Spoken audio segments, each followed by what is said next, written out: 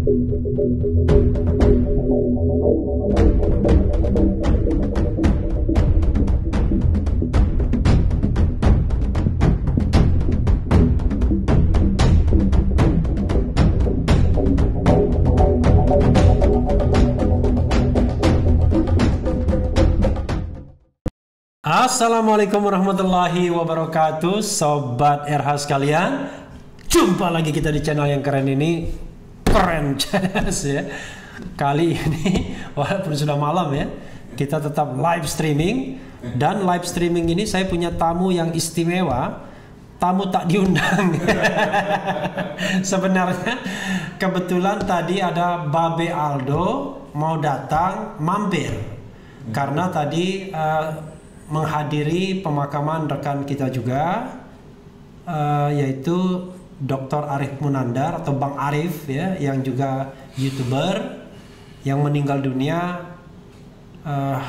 karena COVID juga, COVID-19, dan dimakamkan tadi. Tapi saya tidak tahu apakah sempat ikut dalam pemakamannya atau tidak, karena tentu kan ada protokol COVID-19 juga. Tapi ini bukan soal COVID kita mau ngomong ya. Kebetulan tamu tak diundangnya itu namanya adalah Edi Mulyadi atau yang dikenal dengan Bang Edi. Bang Edi. Assalamualaikum warahmatullahi wabarakatuh. Waalaikumsalam warahmatullahi wabarakatuh. Kameranya sana ya? Sana. Oke. Jadi kameranya sana, kita kontrol di sini. Kita lihat apakah kita sudah dalam frame yang satu frekuensi atau masih dalam frekuensi yang berbeda-beda. Jadi kalau misalnya ya, Sobat RH sekalian, kalau kita ngomong dengan Bang Edi ya, Mas Edi saya panggil, biasanya saya panggil Mas Edi ya. Dulu kami pernah dulu satu kantor di sebuah media sesungguhnya, dan beliau adalah senior saya ya.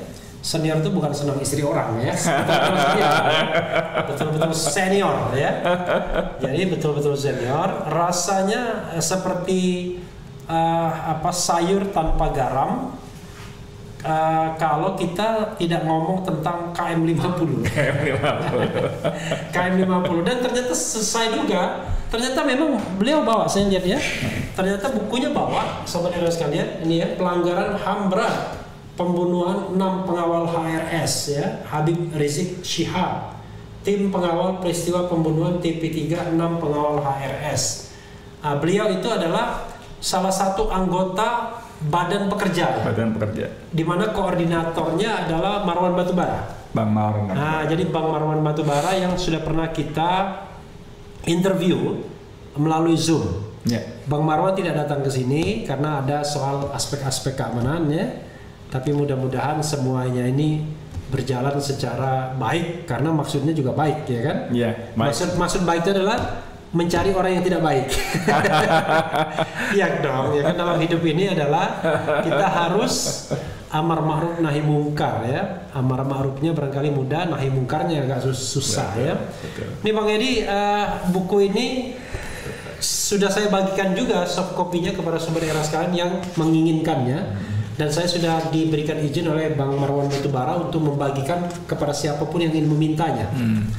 Jadi kalau daftar isinya, bab 1 pendahuluan ya, bab 2 kronologi peristiwa pembunuhan 6 pengawal HRS, bab 3 profil korban 6 pengawal HRS yang dibunuh aparat negara, bab keempat anotasi laporan Komnas HAM, bab 5 analisis dan pendapat hukum, terus kemudian daftar lampiran catatan dan daftar referensi informasi. Dari semua ini terus terang, karena saya sudah banyak ngobrol sama Bang Marwan, saya ingin memperdalam satu aspek saja karena kebetulan waktu ya, dan juga barangkali sedikit ngeri-ngeri sedapnya, yaitu soal Komnas HAM. Karena bagi saya sebagai orang hukum tata negara ya, di mana kita tahu bahwa Komnas HAM itu adalah sebuah institusi yang memang didedikasikan untuk melakukan penyelidikan ya, salah satunya terhadap potensi pelanggaran-pelanggaran HAM, termasuk tentu HAM berat ya. Tapi saya juga kok merasa terkesan ya, ini kan seperti sebuah pertunjukan itu. Memang kita tidak tahu belakang panggungnya seperti apa, sutradara mengaturnya.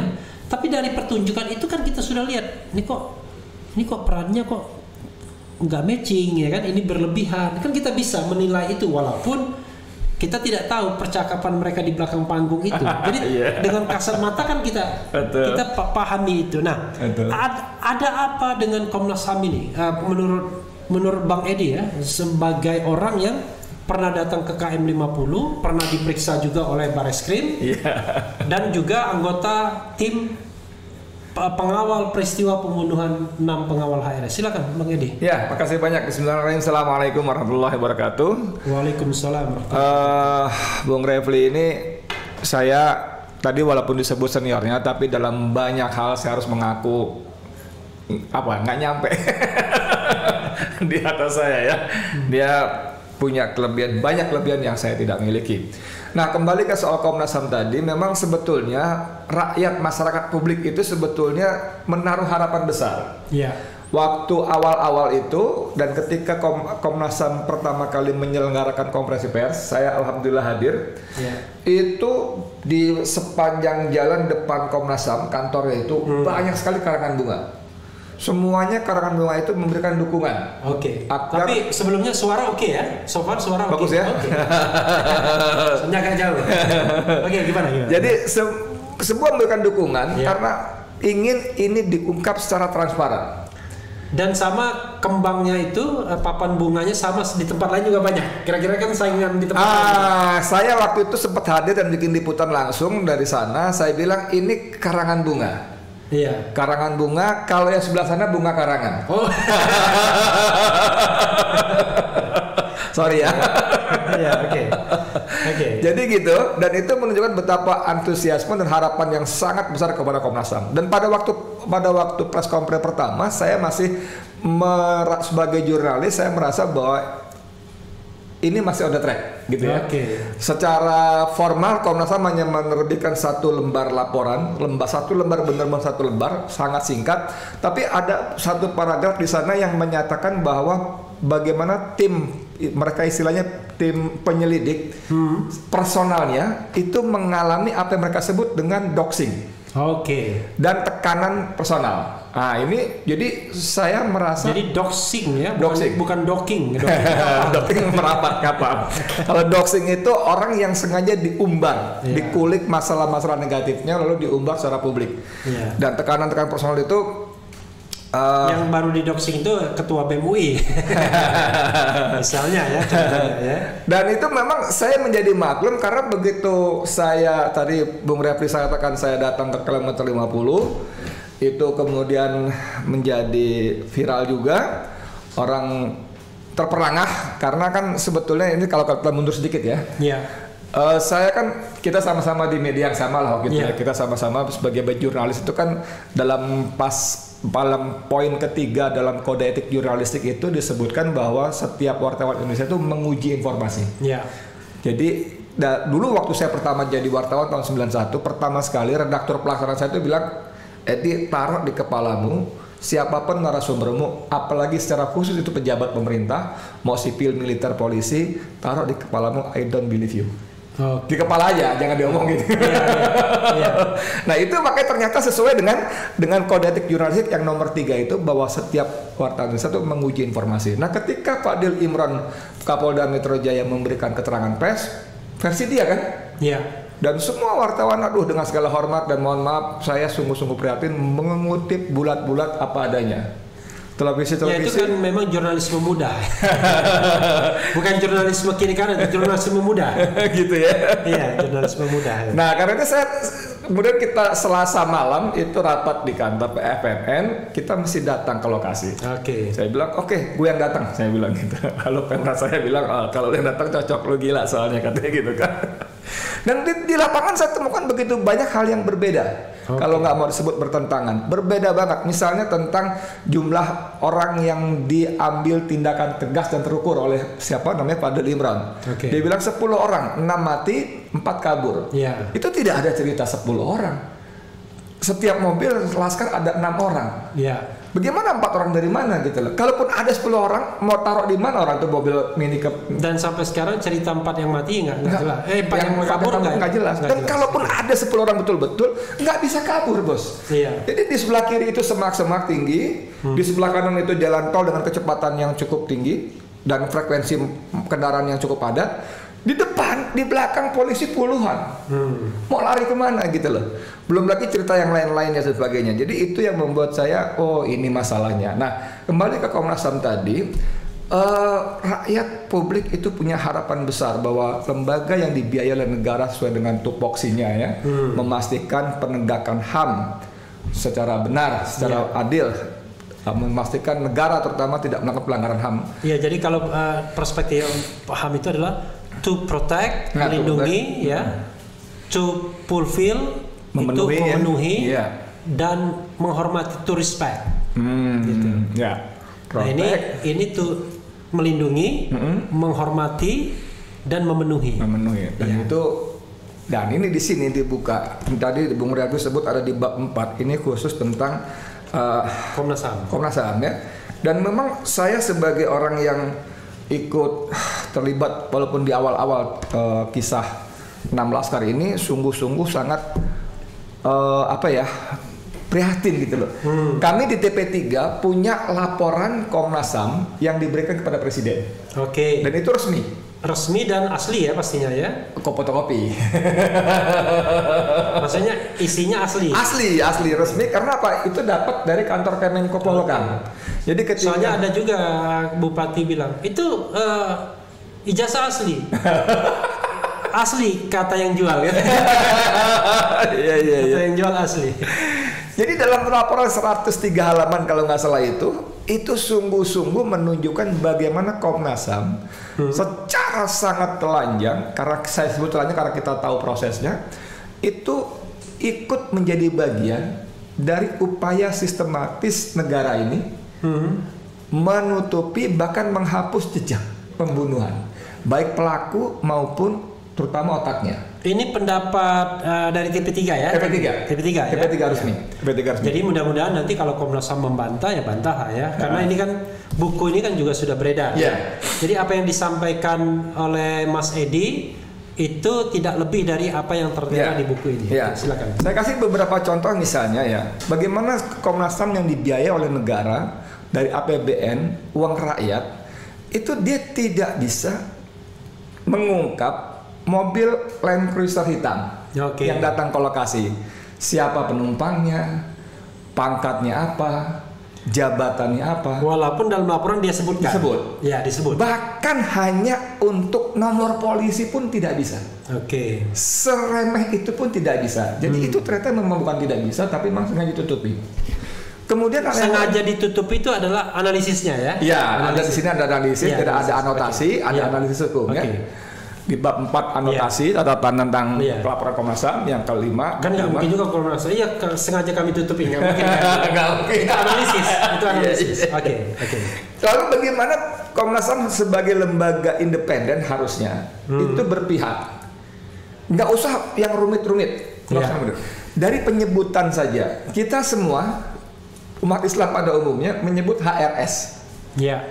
Mengawal HRS, Habib Rizik Syihab. Dalam laporan 103 halaman, dalam 8 halaman khusus, yang itu jelas-jelas Komnas HAM menyebut dari informasi dari EPI. Itu pun menggunakan kata MRS. Muhammad Rizik Syihab. Padahal nggak mungkin orang EPI. Nggak mungkin EPI MRS. Apalagi di halaman-halaman lainnya. Jadi, apalagi RMS. Republik Maluku Selatan tuh kalau RMS itu. Jadi bagaimana dia menyaring begitu rupa gitu loh, menunjukkan keberpihakan. Saya sebagai sama-sama kita main YouTube begini, kadang-kadang saya baca berita, kadang-kadang lidah saya dalam alam bawah sadar saya sulit menyebut minggu. Demikian kata Refli Harun kepada hari tanggal sekian minggu. Saya tiba-tiba jadi Ahad gitu. Itu kan alam bawah sadar saya gitu loh. Karena Senin, Selasa, Rabu, Kamis, Jumat, Sabtu itu Arab semua. Tiba-tiba Minggu. Nggak tahu dari mana itu Minggu. Tapi kan saya harusnya bacanya Minggu, orang saja baca kok Iya. apa adanya gitu kan. Iya. Nah ini terjadi kepada Komnas HAM. Jadi bagaimana Komnas HAM mengikuti langgam polisi? Polisi sengaja memperkenalkan, menyodorkan, menggaungkan, mempropagandakan MRS. Oke. Muhammad Rizik Syihab. Karena polisi tahu betul kalau orang Islam, pengikutnya apalagi pecintanya itu menyebut HRS, Habib Rizik Syihab, itu ada rasa hormat. Oke. Ada rasa takzim. Oke. Nah, itu yang hendak dikikis. Dan Komnas HAM tanpa malu-malu ikut langgam MRS. Tidak ada satu kata pun HRS di sana. Oke. Bahkan tadi saya bilang, bahkan untuk laporan dari keterangan FPI pun jadi MRS. Konon JPU itu banding karena Iya, disebut karena majelis hakim menyebut Habib. Bayangin. Luar biasa itu. saya ngutip dari Babe Aldo juga itu. itu viral juga. Iya. Kenapa menjadi banding antara lain karena Habib karena majelis hakim menyebut Habib Rizik Syihab. Ya. Oke. Jadi itu beberapa hal yang menunjukkan Komnas HAM itu bekerja sungguh-sungguh tidak pada tempatnya. Oke. Komnas HAM kepada kita wartawan yang hadir pada konferensi pers pertama, dia dengan sangat yakin dan bangga menyebut kami mendapat dan memeriksa ratusan ribu foto, ratusan ribu film termasuk yang CCTV bla bla bla. Iya. Tapi di situ misalnya tidak dijelaskan tentang, dia hanya menyebutkan apa yang namanya gesekan apa nama itu ya. Dan dari awal dia menyebut itu petugas. Sampai disebut bahwa kalau saja misalnya laskar itu tidak menunggu di kilometer 5 menunggu petugas, Iya. itu kan salah. Dari mana anak-anak itu tahu itu petugas? Tidak tahu, tidak. Dan itu pernah juga di amplify oleh Pak Mahfud ya. Nah, Jadi itu karena bentrok tidak akan terjadi kalau Iya. mereka tidak menunggu petugas. tidak atau bahkan memprovokasi petugas. Ya. Itu sebuah apa ya? Karena mereka tidak tahu kalau itu petugas. nggak Ya. tahu petugas. Karena Dan saya kira juga bodoh mereka kalau dia tahu itu aparat penegak hukum malah ditantang gitu. Ya, mereka nggak pakai mobil, Iya. mobil polisi tidak ada identitas polisi, mau sirine kayak mau stiker kayak mau apa nggak ada. Kemudian mereka tidak berpakaian uniform, seragam. Kemudian ketika mereka membuka kaca melewati mobil Habib Hanif, Iya. itu tidak menunjukkan ID card. Woi, gue polisi, woi. Stop. Yang ada justru tangan di jari tengahnya gitu. Ya, sorry, Gitu ya. ya. Itu Tanda kotor lah itu ya. kotor ya, jari Ya. tengahnya ditunjukkan Iya. ya. Jadi itu kan sama sekali. Jadi tapi dalam laporannya Komnas HAM secara tidak malu-malu, bahkan secara tidak tahu malu, menurut saya sorry banget ya, siapa Taufan Damanik, siapa lagi Khairul Anam dan kawan-kawan, sorry banget, Anda kerja sungguh sangat mengecewakan. Saya tadinya mencoba berhusnuzon. Kenapa mereka begitu? Sesuai keterangan pers mereka satu lembar bahwa tim. Tapi ini channel ini juga mengundang Komnas HAM ya, kalau mau protes nggak apa-apa. Ya, nanti datang ke sini nggak apa-apa. Boleh. Silakan. Jadi Atau dikonfrontir dua-duanya juga. boleh. Iya, oke. Jadi saya berhusnuzon, berpositif thinking. Kenapa mereka begitu? Karena seperti penjelasan mereka dalam satu lembar penjelasan siaran pers itu, mereka mengatakan individu tim ini mengalami doxing dan tekanan. Oke. Jadi bisa jadi karena ditekan sehingga mereka melintir-melintir begitu. Tapi kemudian teman-teman saya bilang, loh itu kan risiko mereka. Mereka tahu bahwa mereka duduk di situ, mereka orang-orang terpilih, kan bukan sembarangan asal comot. Iya.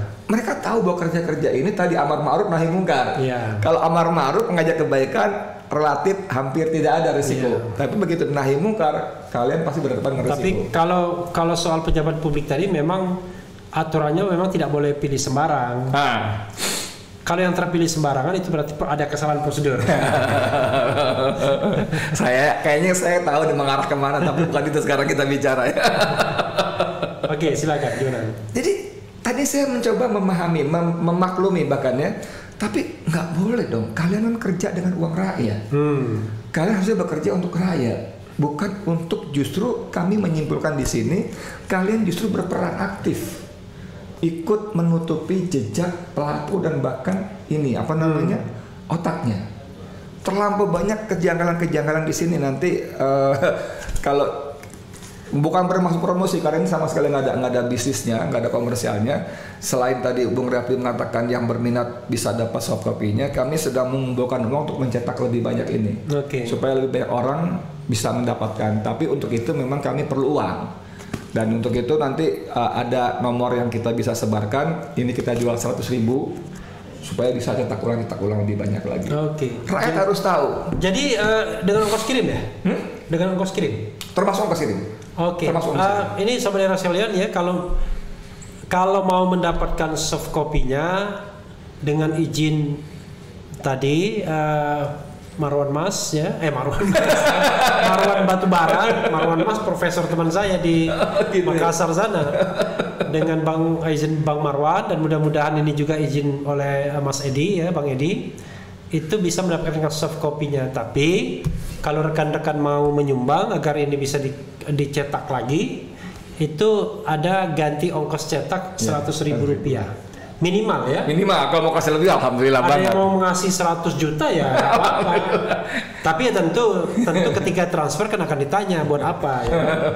Tapi intinya adalah ini dengan ongkos kirim sudah termasuk ongkos kirim, dan dimanapun di wilayah Indonesia. Insya Allah Indonesia nggak apa-apa. Termasuk di Papua juga. Insya Allah di Papua. Karena saya menyebut Papua itu nggak ada kaitannya sama Bu Risma loh. Saya menyebut Papua itu karena itu wilayah yang lumayan jauh dari sini, ya kan? Jadi ongkos kirim pasti lebih mahal. Iya. Gitu. Jadi sungguh-sungguh saya prihatin sekali bagaimana Komnas HAM terlalu banyak nanti dalam anotasi atau dalam sini misalnya ya. Ini tadi di bab 4 dikatakan ya, gambaran umum, anotasi, penilaian tentang laporan. Jadi laporan mereka menyebut laporan penyelidikan. Padahal menurut teman-teman kami yang ahli hukum, sudah ada beberapa ahli hukum yang di tim kami, tim badan bekerja, itu bukan hasil penyelidikan, hanya sebatas pemantauan. Pertama mereka hanya menggunakan dasar undang-undang nomor berapa tentang HAM, harusnya nomor 26. Harusnya nomor 8 tahun 6 tahun 2018 tentang pengadilan HAM. Habisnya itu. Jadi salah satu tuntutan kami sebetulnya kepada pemerintah dan DPR khususnya, pemerintah tidak menjadikan laporan Komnas HAM itu sebagai basic untuk penyelidikan. Karena ketika TP3 ditemui oleh presiden pertama dulu bulan Mei, itu presiden berjanji, berkomitmen pemerintah akan menyelesaikan kasus ini dengan 3 prinsip. Prinsipnya profesional, transparan, berkeadilan. Dan ini kita membuat prihatin bagaimana Komnas HAM masuk terlalu jauh. Dalam 4 rekomendasinya itu antara lain justru disebutkan bahwa harus diadakan pengusutan kepemilikan senjata. Itu menurut teman-teman ahli hukum ini sudah jauh melampaui kewenangan dia. Ya, sebenarnya bukan jauh melampaui kewenangan kalau saya mengatakan. Itu remeh-temeh. Ya itu saya.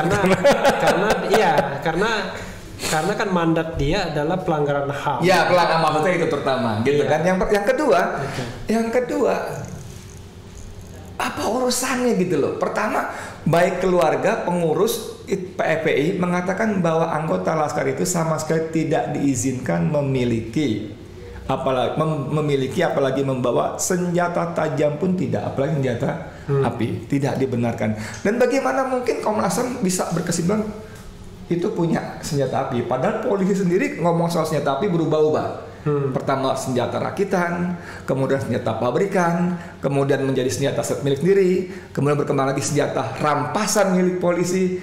Dan Komnas HAM tadi saya katakan secara tidak tahu. Memang kalau itu senjata asli, ya kan bisa dicek registrasinya dan lain sebagainya kan. Anda tahu saya sempat wawancara dengan mantan Danjen Kopassus, Pak Sunarko, Mayor Jenderal Sunarko, tentang senjata itu. Dia bilang, Mas Edi, ini kalau orang tahu itu waktu Fadil dan Dudung bikin acara itu ketawa. Ditaruh dua revolver warna perak, ditaruh peluru kaliber sekian. Itu nggak masuk, nggak match. Waduh, jenderal saya nggak tahu barang. Tapi orang kalau tahu ketawa. ketawa itu loh. Oke, itu ya, itu penilaian dari Mayor Jenderal Sunarko. Majen Prof. Sunarko ya. Kita juga nggak ngerti juga. Nggak ngerti, makanya saya nggak ngerti. Ya. Allah alam juga kita kan. Okay. Tapi Mayor Jenderal mengatakan ini mah pembunuhan biadab. Nah sorry ya, kalimatnya nggak bagus ya, tapi memang kalimatnya begitu, pembunuhan biadab. Iya, itu Mayor Jenderal Sunarko ngomong begitu ya. Dan tentu dia tidak certain mengajukan kepada pihak-pihak yang langsung ya. Artinya melihat, menggambarkan skenario itu. Oke. Lalu apalagi yang mau disampaikan soal Komnas HAM nih, Mas Edi? Aduh, gini. Saya sebetulnya bukan anggota TP3 pun benar-benar prihatin. Biar bagaimanapun Komnas HAM itu dibiayai oleh negara. Ya. APBN itu rakyat, dan sebagai rakyat saya betul-betul kecewa. Bahkan saya marah sekali. Kalian itu duduk di sana sekali lagi untuk memastikan sama, semua dibiayai oleh rakyat. Jadi yang institusi negara ini semua dibiayai oleh rakyat. Saya kali ini bicara HAM-nya, Komnas HAM-nya. Nggak ada yang dibiayai oleh uang asing. Ya kalau di luar non budgeter adalah dibiayai ini, itu tahu lah kita ya. Tapi maksud saya itu, kalian duduk di situ dipilih dengan seleksi yang ketat tadi, tidak ada salah prosedur segala macam, kita anggap begitu, untuk memastikan tidak ada pelanggaran HAM terutama oleh negara. Tapi yang kalian lakukan itu sungguh benar-benar memalukan, karena kalian menjadi bagian dari upaya penghapusan. Ini saya sengaja lontarkan kalimat ini berkali-kali supaya kalian, tadi seperti Bung David mengatakan, kalau kalian nggak suka, ayo kita duduk lagi, kita buka-buka lagi betapa laporan kalian itu sungguh-sungguh memalukan, dan bukan cuma tidak profesional, tapi mohon maaf, melacurkan diri dengan segala sebab ya, mohon maaf, segala sebab. Saya nggak tahu motivasikan apa, karena ditekan, karena imbalan, whatever, saya nggak tahu. Saya nggak mau tahu. Ya, tapi memang ada baiknya ya, kalau misalnya ada rekan-rekan Komnas HAM berkeberatan terhadap pernyataan Mas Edi ya, maka memang lebih baik ya harus keluar ya, tampil, berdebat, menyampaikan kontra argumen, biar kita hidup dalam sebuah suasana demokrasi ya. Yeah. Gitu. Jadi ketika misalnya saya kembali sedikit ya tadi bagaimana keberpihakan Komnas HAM. Pertama tadi soal kepemilikan senjata yang Bung Refli katakan itu remeh-temeh. Yang kedua menurut saya itu sama sekali tidak ada kaitannya dengan pelanggaran HAM. Katakanlah gitu ya. Katakanlah iya punya. Kan bukan berarti korban itu melanggar HAM. Yang melanggar HAM adalah pelakunya. Ya kan? Tapi yang membuat kita menjadi marah lagi adalah justru Komnas HAM pernah bikin statement, pernyataan ke media, mengingatkan kepada polisi untuk mengusut kasus kepemilikan senjata. Kan gila, kayak kurang kerjaan gitu loh. Sementara kita tahu jelas para pembunuh yang menurut versi polisi saja sampai sekarang tidak diberhentikan, tidak ditahan, tetap bertugas sebagai polisi, bahkan kemudian dianggap selesai kasusnya. Dan itu Komnas HAM nggak bicara. Tapi 6 mayat itu sempat dijadikan tersangka dulu. Tersangka. Selama berapa jam? Yang meninggal. Yang meninggal. Nah itu lucu juga waktu saya dipanggil Barreskrim. Iya. Waktu dipanggil Barreskrim saya tanya, ini kasusnya apa? Kepemilikan senjata. Siapa terlapornya? A, B, C, E sampai 6 orang. Saya bilang, bos, 6 orang itu udah mati semua, kalian tembak. Iya. Terus saya pegang ada kan bersama Al-Katiri kan, termasuk saya, dia pegang-pegang KUHAP ya. KUHAP, Kitab Undang-Undang Hukum Acara Pidana. Iya, saya bilang ini di pasal 77 menyebutkan kalau terlapor yang meninggal kasus tutup. Jadi saya nggak mau diperiksa untuk kasus yang sudah selesai. Saya bilang begitu. Dan ternyata belakangan malah jadi tersangka. Ini kan logikanya nggak jelas. Dan itu pun Komnas HAM diam. Ya, sempat dijadikan tersangka. Setelah itu karena berdasarkan KUHAP katanya case close. Gitu. Masa waktu dia memutuskan sebagai tersangka dia nggak tahu ada pasal itu? Tahu, tapi maksudnya paling tidak. Ya. Jadi memang banyak hal-hal ya yang harus kita duduk bersama ya, memang secara genuine, karena intinya kan yang dicari kebenarannya. Nah, hanya orang yang takut kebenaran terungkap saja yang sebenarnya tidak mau mengungkapkan hal-hal seperti ini kan sebenarnya kan. Iya, betul. Apalagi soal Komnas HAM nih, Mas Edi? Saya kira itu dulu deh, terlalu banyak, kasihan juga nanti dia belangkepan gitu. Nanti sekali lagi saudara sekalian ya, mau tahu lengkapnya buku ini ya baca saja, dan mudah-mudahan kita tidak lagi mengalami pada era Orde Baru yaitu ada buku yang dilarang. Oleh Jaksa Agung. Mudah-mudahan tidak ada larangan lagi soal peredaran buku, karena tidak ada gunanya juga dilarang. Karena pasti beredar dengan media sosial dan lain sebagainya. Dan justru semakin dilarang semakin bagus, orang makin penasaran. Apa sih? Karena itu kalau misalnya ini dianggap tidak benar beberapa bagian, maka buatlah karya yang bisa membandingnya, ya, kontra argumennya. Dan itu tradisi demokrasi, tradisi ilmiah yang baik, ya, Mas Edi. Closing statement, Mas Edi, apa yang ingin Anda sampaikan? Jadi kemarin TP3 minta ketemu lagi dengan Presiden, bukan untuk ngopi apalagi cuma sekedar selfie ya. Tapi karena pada pertemuan sebelumnya kita ditantang. Selfie nggak mungkin ya, karena biasanya handphonenya kan disita. Lo pakai handphonenya dia. Nanti dia upload di Instagramnya dan sebagainya.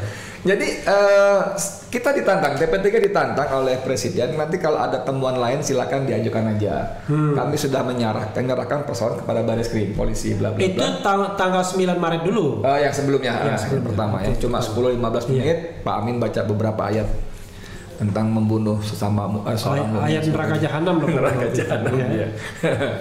Kemudian lalu secara sangat demonstratif ketika kami sudah pulang, Mahfud MD, Menko Polhukam itu juga berikan bukti, bukan cuma keyakinan.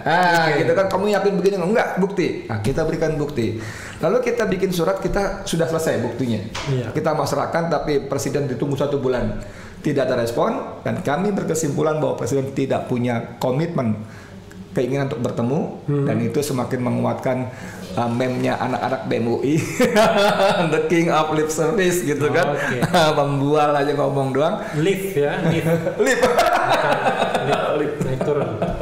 Iya, jadi saudara sekalian, sekali lagi dalam hukum ini bukan bukti tentunya, tapi ini adalah sebuah karya, katakanlah bisa dianggap ilmiah, investigatif, ya, yang kalau misalnya mau disanggah ya sanggalah dengan data pembanding, ya.